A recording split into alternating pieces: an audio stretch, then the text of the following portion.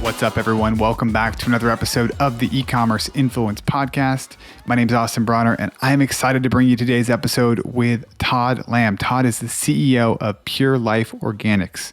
It's a brand that he has built with his team.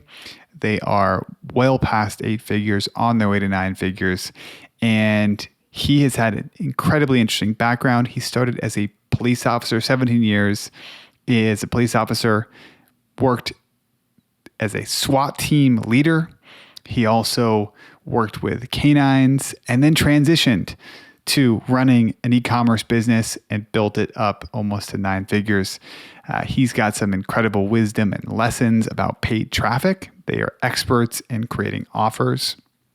They're experts in driving profitable sales. He talks about how they systematically worked to make native ads work, and they're spending tests of $10,000 to $15,000 over a week to get native ads to work, and what they learned from that experience. Todd is a really, I would say, wise guy, and not in the terms of like mafia, but has a lot of wisdom. And this is a really interesting episode. I think you guys are going to get a lot out of it. So let's welcome Todd to the show. Todd, welcome to the show. Austin, good to see you. Thank you so much for having me. Yeah, man, I'm really excited to have you on the show. It was fun doing some research and learning more about you. You've got a super interesting background, and it almost seems like you've had like multiple careers and lives. Yeah. Much to my own chagrin sometimes, my friend. It's well, it's inspiring to me. And I was doing some research, and I read that you were a police officer for, I think it was 17 years. Yeah.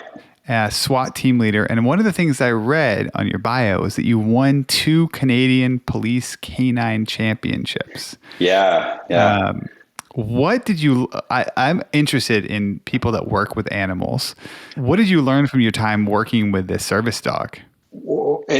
First and foremost, it is the utmost, most unreal experience I had during policing. I love tactics, and I spent the majority of my career with the team, but I ran my dog for 7 years. And what you learn really is about communication, because here's this animal that can't speak to you, but they use certain nuances to show you things, whether it's a tail position, a head position, ears, their eyes focusing.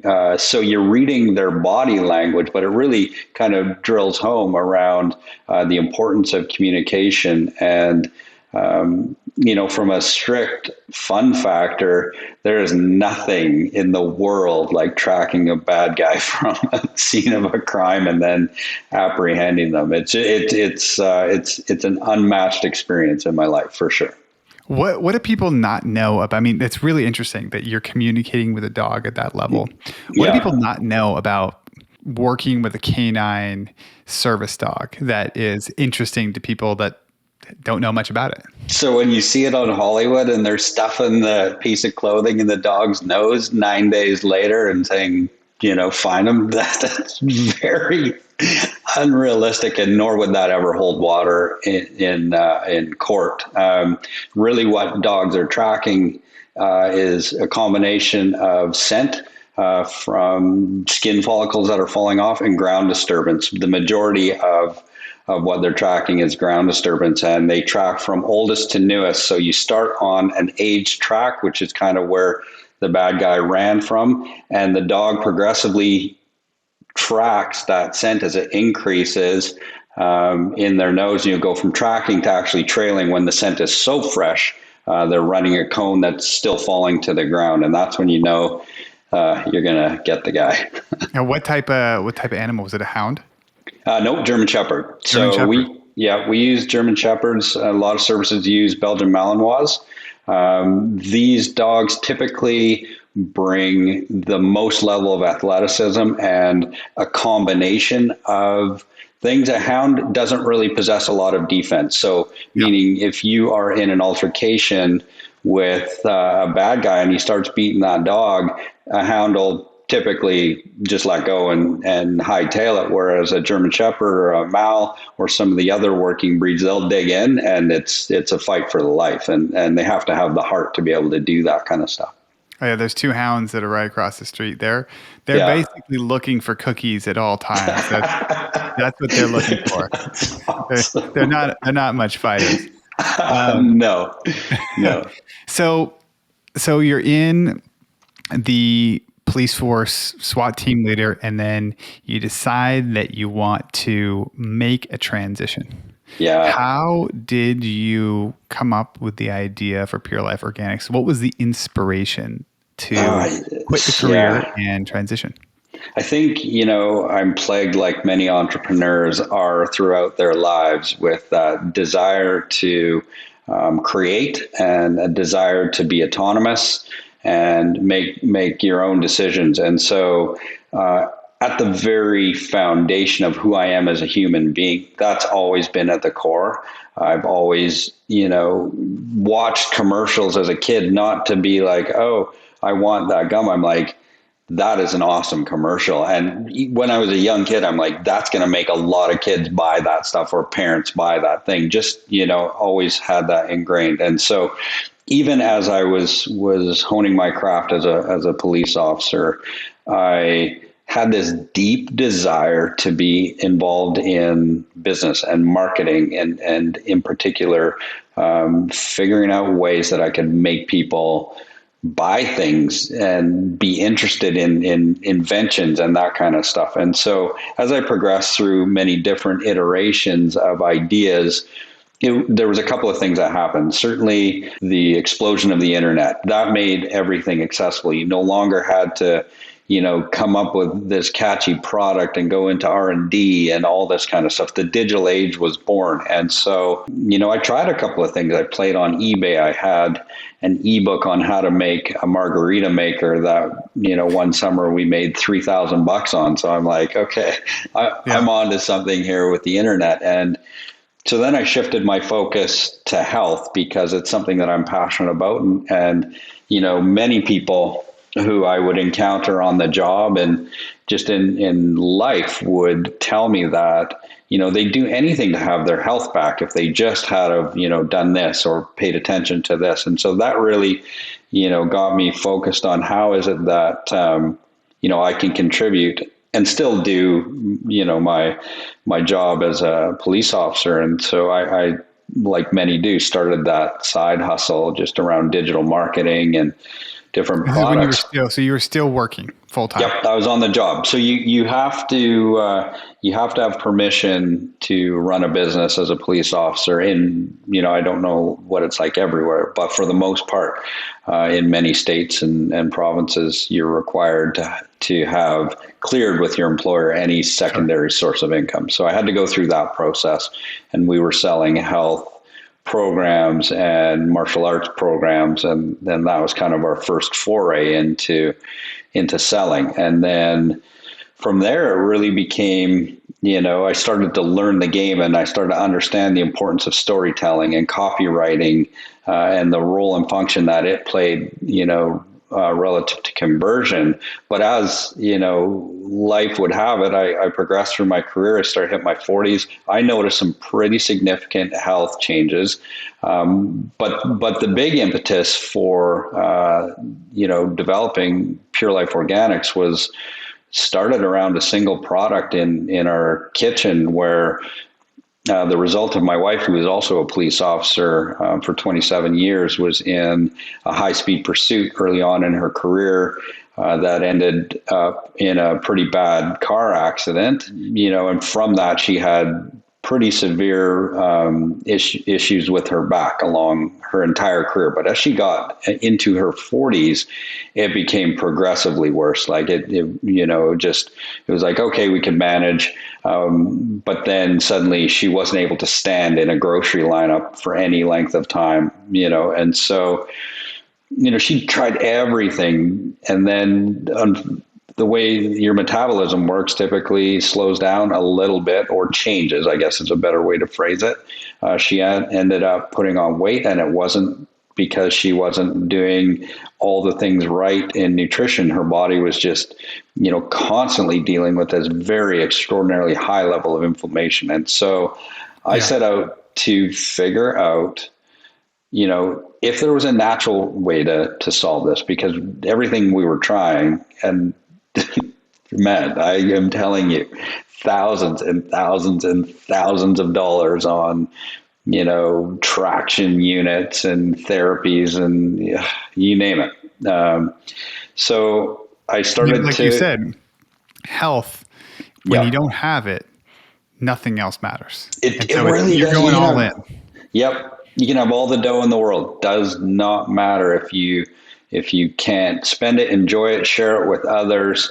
I wish that we could convey this to people in a very meaningful way that, before they're on their deathbed, that, we need to get a handle on just a baseline. And it's not hard. It's like going out for a walk after you eat kind of thing, just implement that can be life-changing, and mobility and all of these things. So as my wife's... You're searching, you're in the hunt for something to help her. Yeah. So I start doing research on turmeric, the power of different spices and, different roots, all of these things. But I started primarily with turmeric, and I made this tea at home for her that she would drink every morning, consisting of turmeric, ginger, cinnamon, and depending on where she was at and whatever protocol she was doing, sometimes we added MCT oil to it. But I built this protocol for her. Suddenly she started feeling better. Suddenly the weight started peeling off, to speed the story up so I don't bore your listeners here.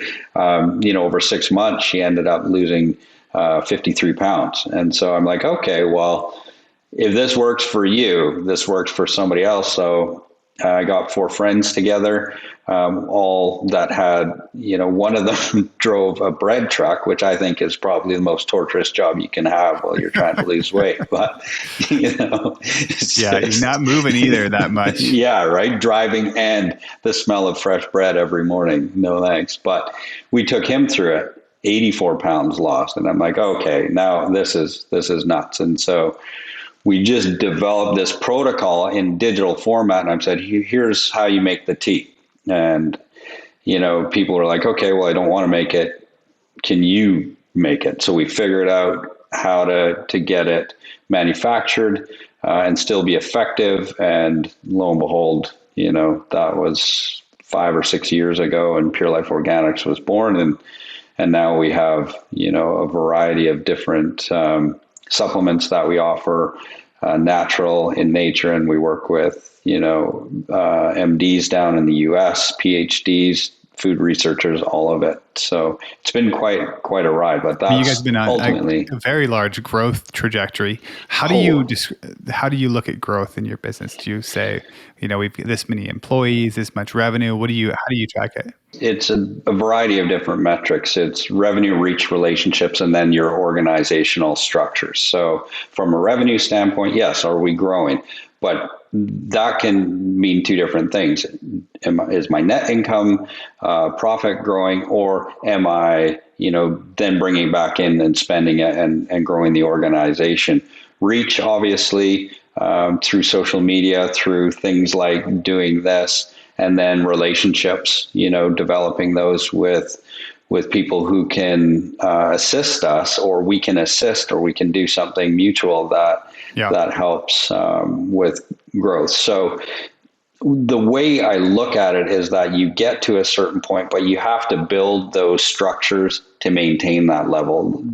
What I see a lot of the time is a very up and down chart, let's call it, with many entrepreneurs. They hit it and then they can't sustain it, and they don't understand why. They either don't know their numbers well enough, or they haven't built the structure, or don't understand what it was that got them to that point, right? And if you continue to focus on numbers, if you continue to focus on revenue, all of these different aspects that are kind of that bird's eye view of your business, you can build, some success and some repeatability, recurring income, all of those kinds of things that actually form of business, not just, front end acquisition. Sure. When did you know you had, I mean, obviously you're talking about making an impact on some individuals. You create the product. Yeah. When did you first realize you're like, oh, wow, this can be big? Yeah, it was, so we developed the sales funnel for the T system, the protocol, and we sent it out to a couple of friends' email lists, and it converted like gangbusters. And so then I was like, this can be something. We spent a year just kind of doing that. And that was just emailing people and working on the sales letter?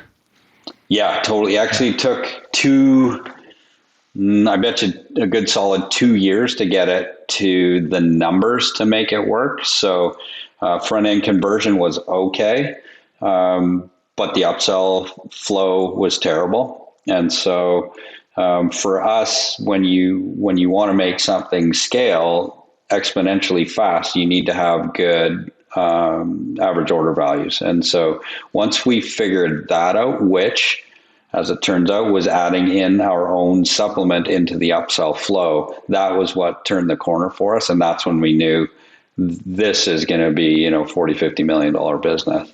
Had you done any paid, or was it just promotions with other people? Or how did you sell your first $1 million worth of product? It was a combination of both. So and peeling all the way back to getting into the industry and learning, I had built relationships, like I just mentioned, around, revenue and relationships and reach. I'd built relationships. I'd gone to events. I asked questions. I tried to add value to people rather than lean on them for, hey, can you send my stuff? That's never effective. And so, we were fortunate. We developed some relationships. We test on email. And then as luck would have it, there is a local guy here who buys native media. And so we would give it to him, burn $10,000. And he'd be like, nope, it's not right yet. And then we'd burn another 10,000. And then it was. Would you be modifying the sales page between each of these times? Yeah, you're modifying the copy. You're testing new upsell funnels, everything, just to get those numbers right. And then finally, I remember it was in March of 2017 or 2018. I can't. But he emailed me. He emailed me so many times. He's like, I'd had so many no's. He's like, no, it's not ready. It's not doing it. And then finally in March of, call it 2018, I think he said, this is starting to scale, and I'm going to be able to put some money behind it, because the metrics just worked. And that was when we got the right physical product into that upsell funnel. The congruence between the front end offer and that back end offer was just so good that, that take rate on that upsell made all the difference for the average order value. Well, it's funny you say put some real money behind it, but you were doing tests of what, 10,000, 15,000? Yeah. $10,000. Yeah. Yeah. Which, that can for some entrepreneurs, it's like, well, $10,000, $15,000 on a test that I may not even know can be a lot. But if you want to play with the big dogs, you got to start thinking a little bit bigger. You absolutely have to think bigger, but make no mistake about it. You want to talk fear and being able to overcome it. Those tests were all of our money. We were probably down to our last $2,000 after having, some good success with a couple other digital offers. Yeah. But they had, they'd hit the 7-figure range. And so then that enabled us to build these other things. But, you add inventory, you add all of these things that they're capital heavy. Yeah. And so, when it came to testing on cold traffic, we had no understanding of it. And so, we relied on somebody to do it. And so there's a cost associated with that risk. And so, when it doesn't work the first time, that's one thing. Doesn't work the second time, that's another thing. Third time, Still not. I remember my COO at the time saying, "Hey, we need to put a bullet in this," and I absolutely refused. I said, "You know what? This has transformed the lives of real people. I know it's going to work. We just have to get it right." He ended up taking a job at another agency or for another firm or wherever he ended up, and literally within 6 weeks, It worked. it blew up. Yeah. And I'm just like, oh, hate to How, say I told you so. what did you, I mean, so not a lot of people have as much experience with like native ads as you do. Yeah. What is the difference between having success on native ads versus Facebook, or what have you learned from your experience spending? I don't know what you guys have spent up to this point on native ads, but it seems Millions. significant. Yeah. Millions. Yeah. What have you learned about them and how to have success and what works and what doesn't? So intent is the biggest thing to focus on. You know, a native platform, a person's intent is very different than what it is on Facebook, where you're injecting into their daily conversation, their daily Mhm. feed, versus them having looked for the ad. And then, just hitting certain benchmarks in native, you just have to find that image that works with a headline that works over to an interstitial or jump page or landing page. You know, it has so many different names, over to your offer that you already know works. And so if you understand those metrics, like for example, your conversion rate from your ad, might be 0.25%, which is good. That's a good benchmark, over to your interstitial page, which from there to your lander should be anywhere from 35 to 50%. 60 on mobile is a good benchmark. And then you want to be converting on your own page at between 1 and 2%. And so if you understand the benchmarks and you have that baseline, you can make decisions pretty fast. And to your question earlier, it's about speed of information and data and being able to tweak quick and make those adjustments, but you have to have that benchmark. Understanding. And yeah, just if you don't have any framework to guide you, you're just burning money, and you can burn money. I remember setting my bid too high in one of the native networks, and it blowing $1,000 before I even woke up. And I don't care who you are. That's never fun. No, It's like, no. I didn't understand it well enough. But I remember I was having a conversation with a client, I don't know, 6 months ago, and got aggressive on Facebook, and something happened that just had a bad day.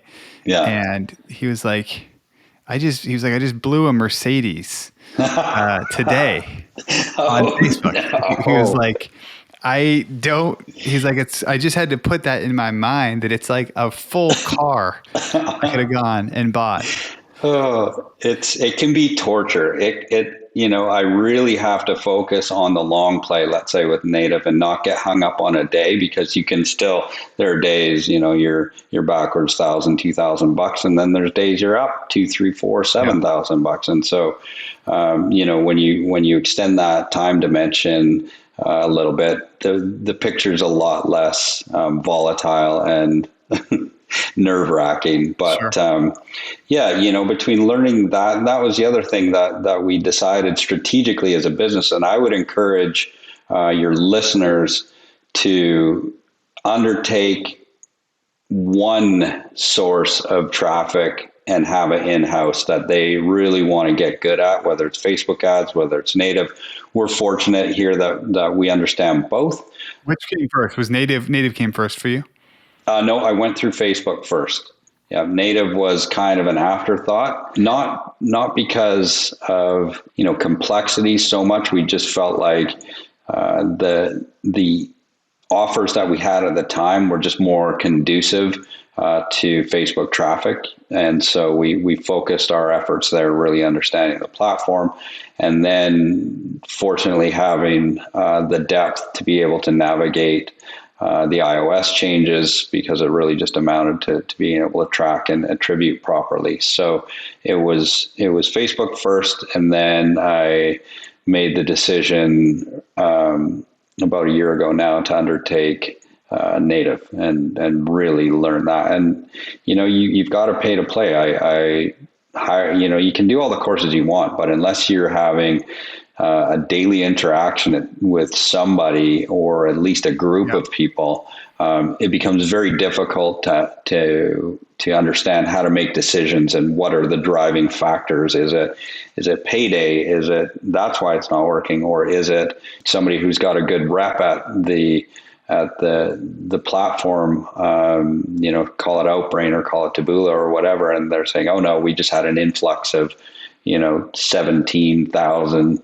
New advertisers, and they all dropped, incredible amounts of money. So that impacts all these things. Sure. And Sure. you won't know that unless you're interacting amongst a group of people who can provide that information and that put that context and that color around it for you.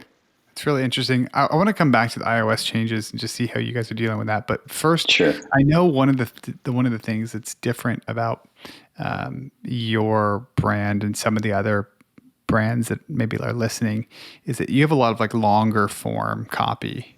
Yeah. Right? What have you learned about creating offers that convert and working with copywriters? What is the, if anything, that you've learned about working with copywriters that has made it easier to have success consistently and repeatably? Yeah, so fortunately, my business partner is a gifted copywriter, so we've been okay in that respect. But we have worked with other A-list copywriters.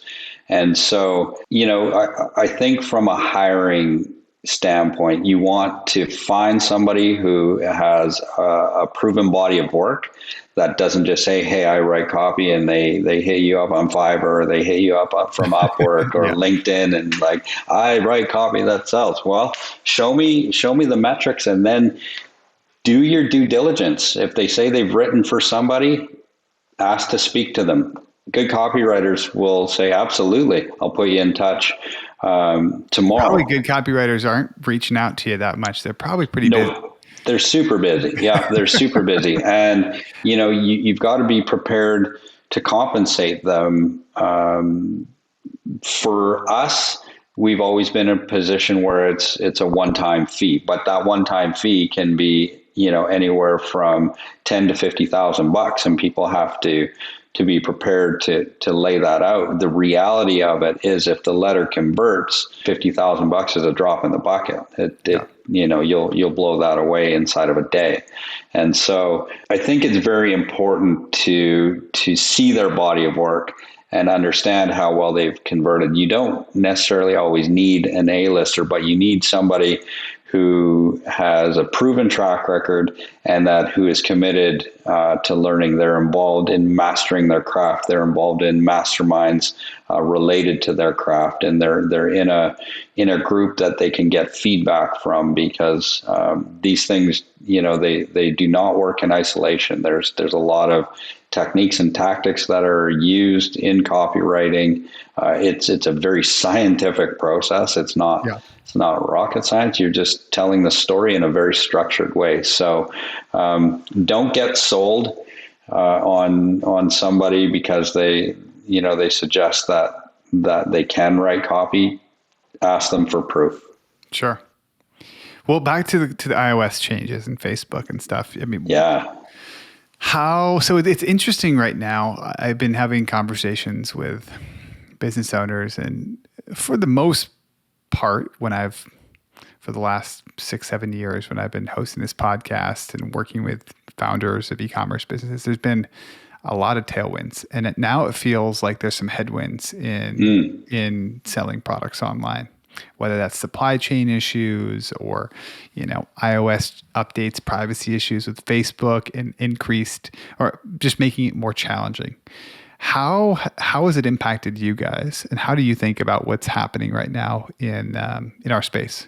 Yeah, I like it in a strange way, because we set out, and the bulk of our business and our decisions have always been data driven. And when I first started, recruiting our COO over many beer and whiskey and dinners and all of these kinds of things. He is heavily involved in analytics. And so we've always been focused that way. And so, it's when you understand your numbers to the point that sometimes your payment processor will contact you and say, hey, like, how are you guys doing this? You're the only ones that understand this kind of stuff. Then these shifts around, tracking and attribution, become less scary, let's say, for lack of a better term. So, and I think that really is what it is. It's actually, it's fear. It's not necessarily, I think it's just, it's fear of the unknown because you can't track the way that you did in the past, even though it hasn't been that long that we've been able to track this way. Yeah. So it in large part, it really, detracts from people's ability to make rapid decisions because they don't know if that ad is working, or if they don't know if that ad set is working the way it is because the attribution is all messed up, or Facebook is attributing more dollars to a particular ad because it looks like in their algorithm that it's the favorite ad, when we know, because we track via UTM, that it actually isn't converting. And so it's loading up all the budget to these wrong ads. So you have to manually go in and really manipulate, your creatives, where you didn't have to do that before, and you could rely on it with some measure of confidence. That doesn't exist anymore. And so from a tracking perspective, there's a couple of softwares out there. I haven't used them, so I can't speak to them. We track in-house with our CRM, with Google Analytics, and then Facebook as kind of the third to back cleanup. When we stretch it out over time, their attribution is pretty close. Facebook is. Yeah, depending on how you have your attribution window set, 7 days versus 1 day, it can underreport or overreport in kind of a micro cosm of time, or even a little more macro, say week to week. But with the utilization of UTMs and our own CRM, we can still make data-driven decisions. We're doing it right now on a weekly basis. Could we do it on a daily if we come January, which is Q1 is a big month for us, we'll probably be able to make daily decisions. But right now, weekly is more than accurate, and right down to using UTM to be able to track which ad is performing, which headline is performing, all of these different small, the minutia of your ads, and with comfort. So you're welcoming it. Yep, because it really takes out some of the hacks out of the space, and people who don't know their numbers and don't work to understand business. I'm sure that the ad inventory has improved because you're just not cluttered with get this pair of pants or this from some drop ship store, which I don't have anything anymore. Yeah. They have a lot more difficulty in making it work, not to mention honest supply chain. Like, I feel bad. I feel like there's some exposure for some businesses because, or people who want to start these side hustles, they're in a drop ship situation, but you can't rely on that supply chain anymore. You can't rely on the tracking metrics, all of these really important factors that made it really easy. You just had to have good creatives,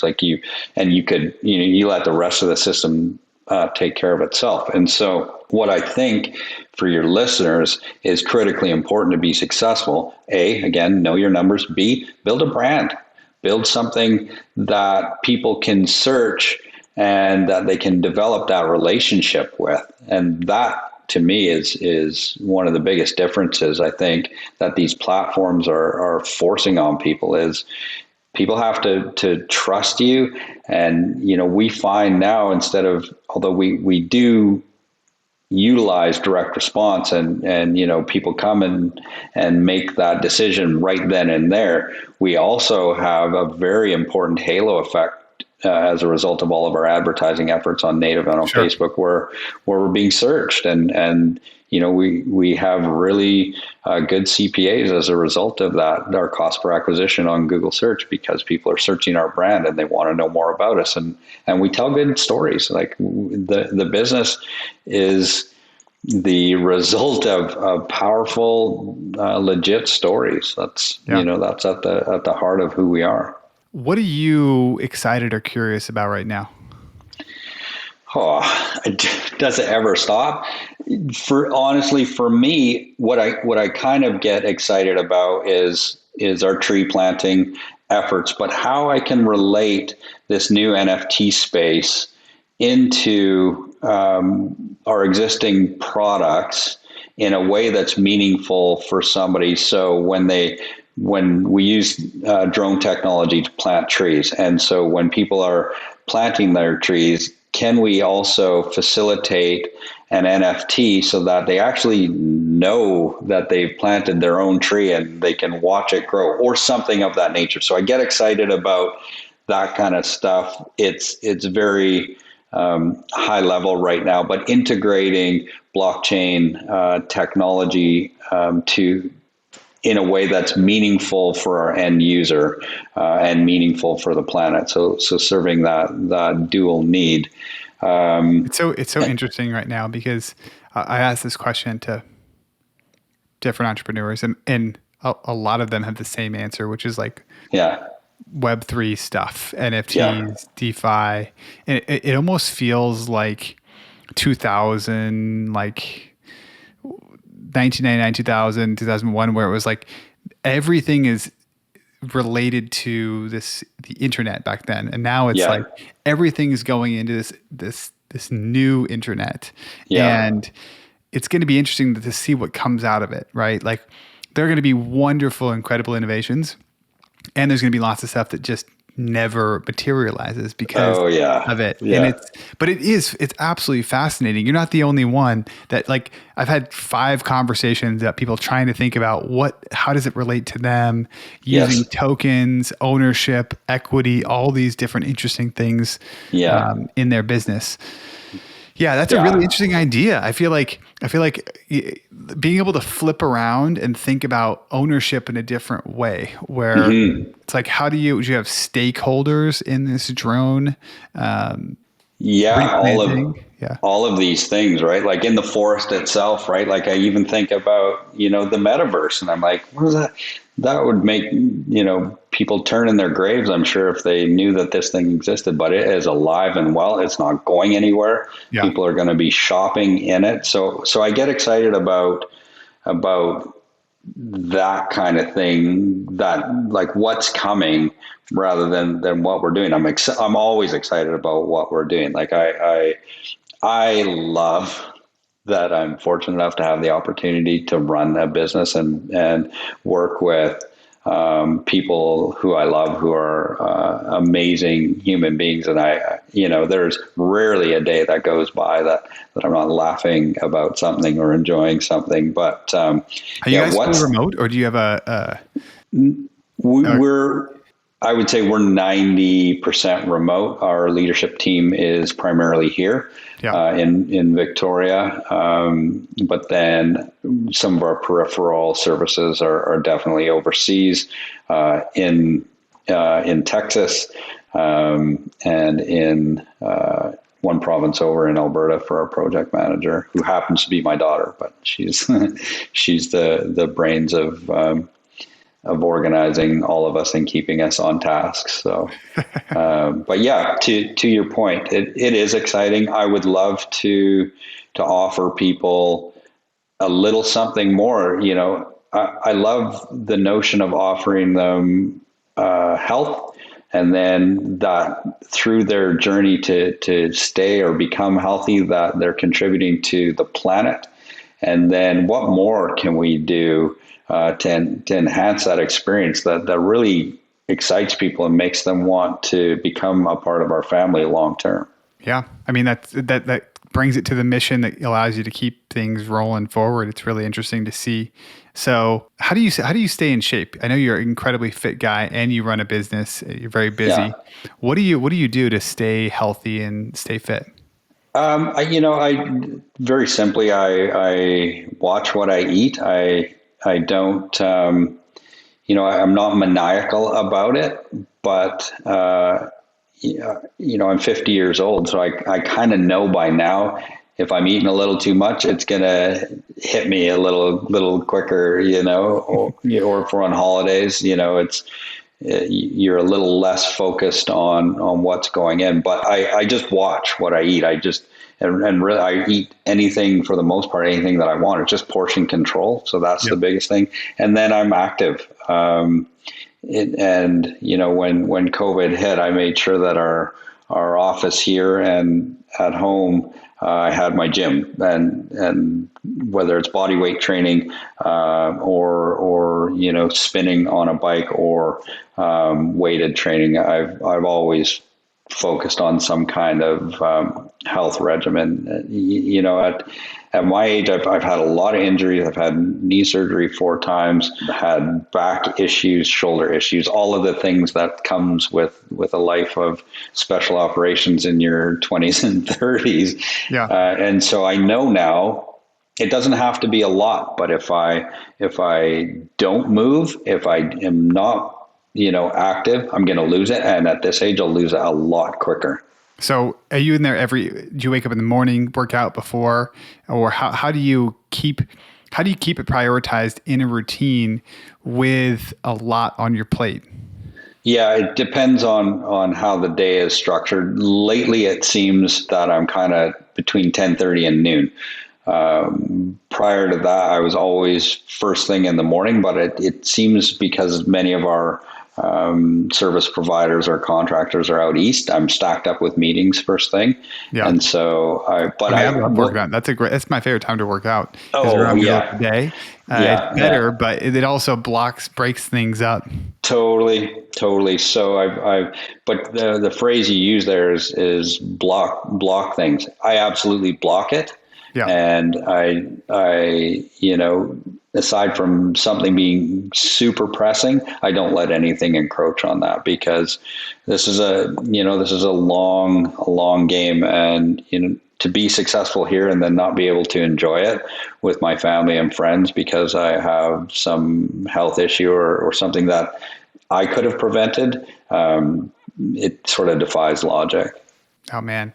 And it's back to your point of health being the number one thing, it's so interesting. Yeah. So my wife got COVID, then I got COVID, and it was a week later. And so the whole amount of quarantine time was like 3 weeks. And then the day that she got it, I had this back injury from playing too much cross net over the weekend. And I couldn't lay down. I could only stand up. And so for 3 weeks, I couldn't exercise, and I was stuck in my house at the end of those 3 weeks without exercising, without leaving, without doing all those things, without even really being able to work and focus. I felt terrible. I just felt terrible. And everything started kind of like unraveling in a short period of time when you can't do what I wasn't able to do any of the things. I think part of it was, honestly, the quarantine was just as bad as actually getting COVID. Because your mental health, right? Yeah, it has a very, very profound effect on people's mental health. But hey, if that ever happens again, you can come and see our channel on Instagram. We have Dania Douglas Hunt there as our athletic therapist, and she works with Olympians, and she's a mindset coach as well. But majority of what she does is deal with back pain. So you can always come and have a look there and find the stretches. Yeah. Oh, I have a wizard here in Austin, Texas, who's been getting me back. And it was a realization that actually it's like, it's from the craziest thing is it's from a high school football injury. Oh, totally. And he's like unlocking my shoulder and doing all these things. He's like, oh yeah, I found out like it's actually your shoulder from a lifting injury when you were 14 or 15 because the coach was just like loaded up. You know? And then when you rehab that particular part, a lot of people do the work they do on the part, but they don't do anything above it and below it.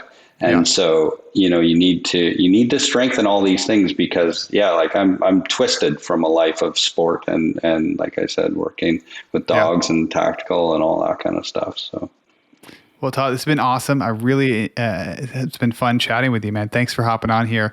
If somebody's interested in learning more about what you do or connecting with you, where would you best direct them? I would come see us at purelifeorganics.com, or our primary channel that we are on social is Instagram, and it's at purelife.organics is our IG channel. And we're there a couple times a day and just trying to add value to people's day. Awesome. Todd, it's been fun, man. Great to connect with you. Thank you so much for coming on, and I'll talk to you soon. Thanks so much, Austin.